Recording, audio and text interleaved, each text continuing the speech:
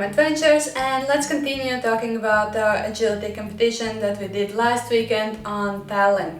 Yesterday I talked about Saturday. Saturday went really great for us, and then oh boy came the Sunday. And then boom, like I really did not expect to get Mio glitches back at this time. Actually, I'll just show you the first course we didn't do, obviously, and then let's continue talking. So you can see I'm trying to start the course, take off the leash, I send Mio around the leg, and she decides that nope, she's not gonna run today. Not gonna happen. Little throwback to Mio glitches, we had this problem about a year or two ago where Mio would just stop on the course and she would stop running and she would stand completely still and she's just looking at me and waiting what I'll do. She's not responding to cues, she's not running together with me, she's just standing and waiting for something to happen. And I really never did get to know why she's doing. With my obedience trainer, we basically resolved the issue. We found some games that Mio loves and we designed a special game to get her back and to get her excited, because it wasn't even that she's not excited, we have no idea why is this going on. But I'm completely sure that the issue is resolved, or at least buried deep beneath the reward rates or something, and I really hope that I'm never going to see it, or not at least like this. But yeah, it happened, and honestly it's really painful to see that. It's really painful that your dog that you've been working together for years and you've been doing your best, and you realize that, well, your best is not enough, and suddenly again she doesn't want to run, and I have no idea why. I took Mio back to our tent, I put her in the crate, because at that moment I really needed to get a grip on my emotions, because agility really often is a mental game. You have to be on top on your emotions, you have to be calm, confident, you have to show your dog that everything is okay, she's not doing anything wrong, because then she would go deeper in the rabbit hole. And so I put her away in the crate, so I don't have to communicate with her right now. I sat down, ate some chocolate, wrote to my obedience trainer that the little stupid meatball is glitching again, and obviously I wasn't expecting any advice from my obedience trainer, because she would have to see the whole situation and she would have to be able to interact with Mio and me to resolve something like that, but she's not there, and I just wanted to vent to someone who really knows the situation, who I don't have to explain all the context, and who would know how I react and how I feel. So it was just chatting to vent. And so in about 5-10 minutes I felt calm enough that okay, that's really painful, but let's just start working on it. We have left 2 courses to run. We can't leave. I know that the other competitors would take out the dog from the competition, and that would be the correct choice for them, but that wouldn't be the best thing for us to do. We really need to pull ourselves together and get back. So that's our goal for Sunday. Let's try to find something to get back on the course. I take Mio to the training jump. It's set up outside the ring. You can easily use it. You can use treats and toys on that. And so I play with her, I ask her to jump, to go around, and I really increase the reward rate. She gets lots and lots of treats for one jump. She gets ball and she gets play, and she looks absolutely happy. she's really interacting with me. She's accepting toys and balls and treats, and she's just, yes, she's ready to go. And I'm really happy, I'm excited with her, and we really like, and actually that was a really like a happy moment for us. Like we spent a really nice time together. And when I think it's enough, because she has blown off some of the steam, she has gotten her play, she has gotten the adored tennis balls. Okay, let's finish the playing on the really good note, and let's just go do the second course. And then comes the second course. Again, it goes the same way. Like I take off the leash, I try to start the course, but Mia just immediately leaves. And this time was a bit more like worrying, because Mia didn't come back to me when I called her when I had left the ring. She didn't come back to me, she kept her distance. And that's another thing she has done in the past, so yeah, I have like my strategy for that one. And luckily she knows a command like not go there. Like you can run around, but just don't go in that one spot. That was really good for me this time, because the competition was happening in like a horse arena, and there were horses around us. And at one point Mia was heading at them, and she's still glitching. I can't recall her to me, but I can tell her don't go there. Just don't, choose another way. And she immediately turned around and she followed me.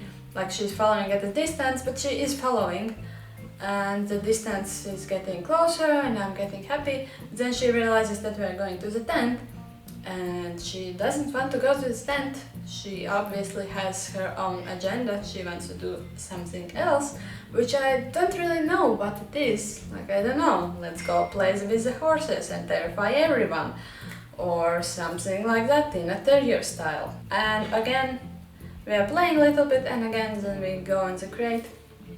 And now I'm really upset, because if this is a recurring instance, like I don't know what to do.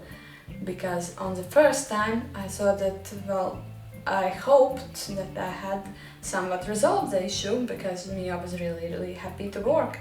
And now she's still not working, and I'm completely nonplussed. I have no ideas what to do. So that was basically the lowest point we have gone in like years. Then the most amazing thing happened that changed the whole day. And it was that one of the Estonians approached me, and she told me that I have to go in the ring, take treats, take Mio, and work with her in the ring with treats. Which is mind-blowing, because it's not allowed. You're not allowed to go in the ring with treats, but this time, because they saw how much I was struggling and that there is some disconnect, they decided to like make an exception and allow me a short training session. And like I did like 3 or 4 jumps, really high reward rate. Of course, I was super careful not to drop any treats in the ring. But yeah, we worked on like super high energy, really high reward rate. I'm happy, everybody around us is cheering us because Mio is running and jumping, and yeah, everything's happening. And then we go to the third course. Suddenly we do a clean run and we get second place on the third run. Like, what even is this life? Like that's life with terrier for you. I have no idea what happens in those terrible terrier brains. How can you go from completely refusing to run on the 2 first runs and then go clean run on your third one? Like, it blows my mind, and I just can't understand Mio at this point.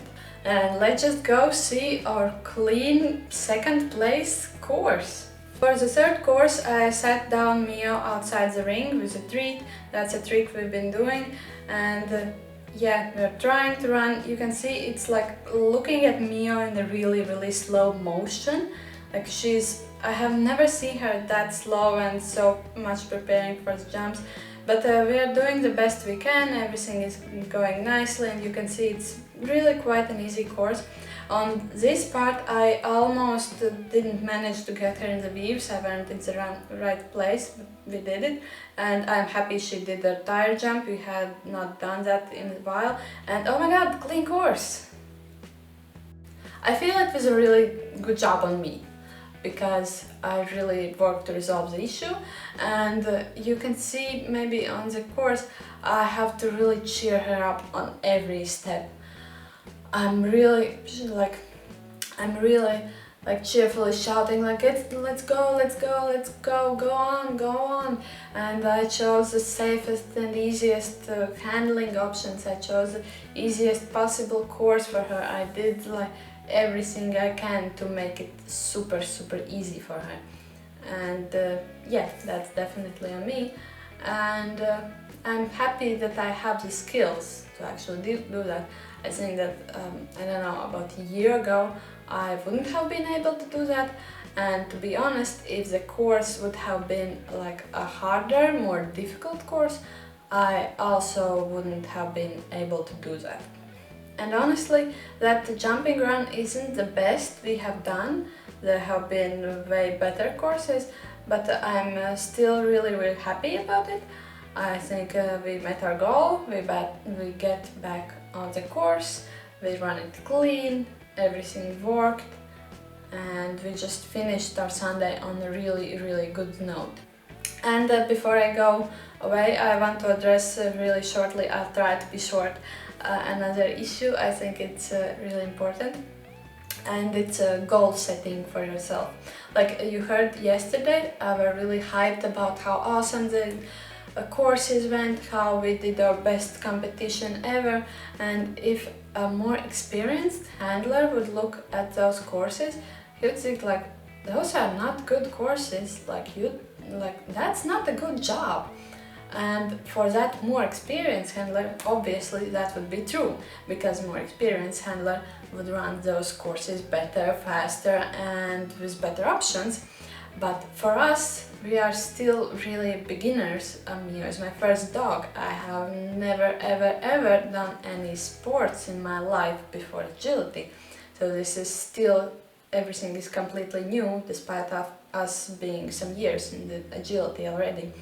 And so for us, the goals are completely different, and for me, what counts a really good run is a different deal than it would be for someone who has lots of experience, or for someone who is running at World Championships level.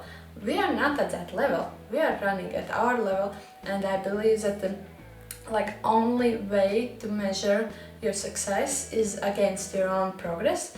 And this is a huge progress for us, and both on Saturday we did good, and on Sunday that we managed to pull ourselves out of that glitch, and that we managed to run clean run. It's amazing progress, and that's why I think those were completely awesome competitions for us, and it's the best we have ever done, and I'm really proud, as I should be. And if you want to listen more about this goal setting, just today I listened to the Bad Dog Agility podcast. I linked it below. And on the latest episode, they're talking exactly about that thing, how to properly set your goals, so that you're not setting them too high or too low, so you're really adjusting the goals for yourself, and you define what your success looks like. And for me, a success definitely looks like those 2 days in Tallinn.